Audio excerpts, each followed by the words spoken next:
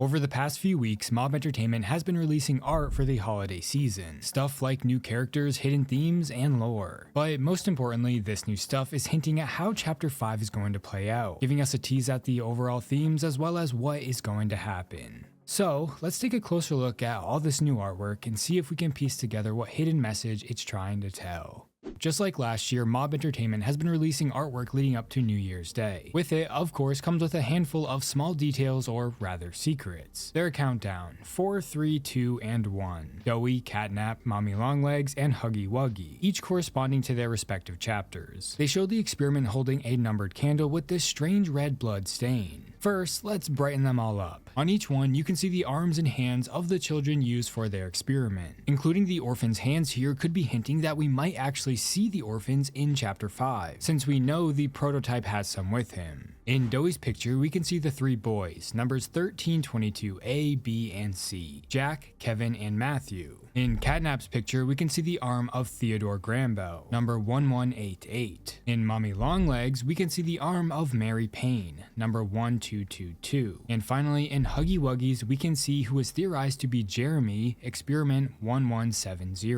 I have a feeling this sort of hints that we will finally be getting the backstory of Huggy Wuggy, or at least we will learn more about who the child was for his experiment. These 4 paintings are incredible artwork as always, but the red bloodstain here feels a little off, almost as if it's a pattern. So if we place all the photos together, it reveals this: the blood outline of a poppy flower. Does this flower look familiar? It's what we have been looking for this entire time since Chapter 1. The very letter we received asked us to do so: find the flower, and we essentially did. Yes, we walked through the flower door at the end of Chapter 1, but also at the end of Chapter 4, outside of the labs, are rows of freshly grown poppy flowers. They represent the answers to all of our questions. It all leads back to the poppy flower. It's the reason any of the experiments worked. This parallels perfectly with Poppy herself. Find the flower and find Poppy, as we will be looking for her in Chapter 5. The flowers, Poppy, and even the prototype hold most of the answers we are looking for. Now, I've also seen this photo going around the internet. It's a poppy flower with an eye. I don't think this has anything to do with Harley. However, his whole identity was based around an eye, so there could be a connection, but I doubt it. I'm very positive this flower outline is just a flower. It's quite literally the same flower painting from Chapter 1. So it's all coming together, a full circle moment for the Poppy Playtime story.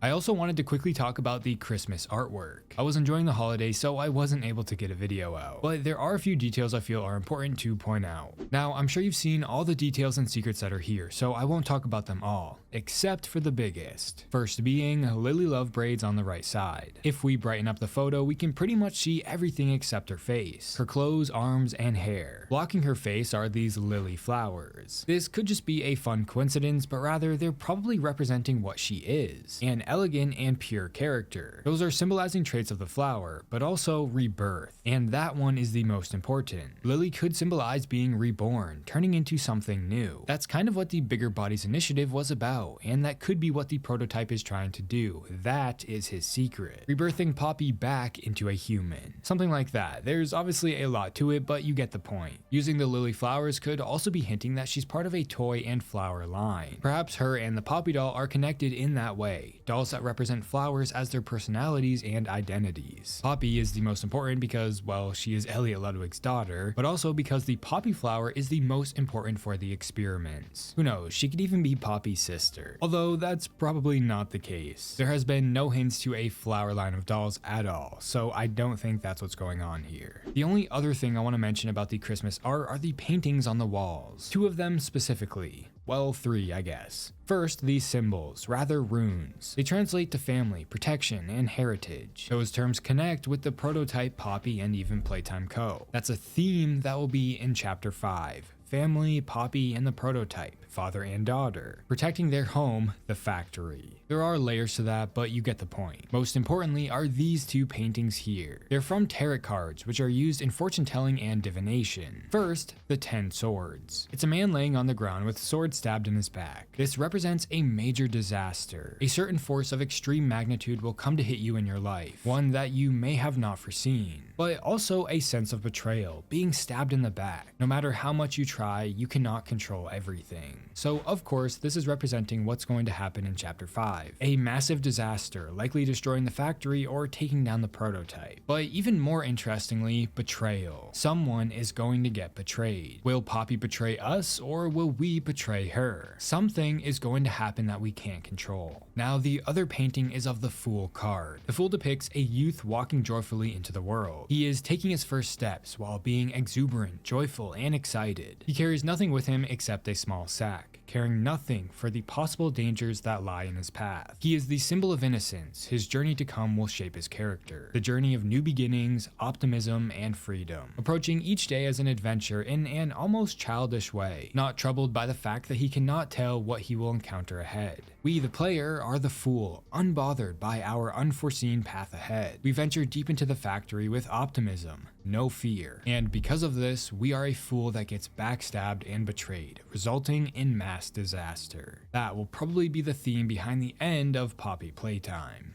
The actual New Year's art is the most significant here, revealing so many details about the prototype. First off, what's this art portraying? It's the prototype towering over Poppy as he holds out a poppy flower. He's also hiding in the shadows, but that's nothing new. I think this is clearly symbolizing the power that this flower holds. Without it, Poppy herself is nothing. If we brighten the photo up, we can see, well, nothing. But we do get some cool details about the prototype's appearance. His arm is wearing yellow and blue fabric, or maybe it's plastic. The red, yellow, and blue we are seeing here are the colors of Playtime Co. And interestingly, those are primary colors, meaning all colors start with red, yellow, and blue, just like how everything in this story all started with Playtime Co. It's a significant parallel that I don't see anyone talking about. That's why those are the Playtime Co colors. So it's fitting that these colors might be the prototype's theme. He might be wearing red, yellow, and blue. If that's the case and he is wearing these colors, this could actually paint the prototype as the fool and not the player. The flowers and his colored sleeves match exactly what the fool is wearing in the Christmas art. Like I said, it represents new beginnings, optimism, and freedom.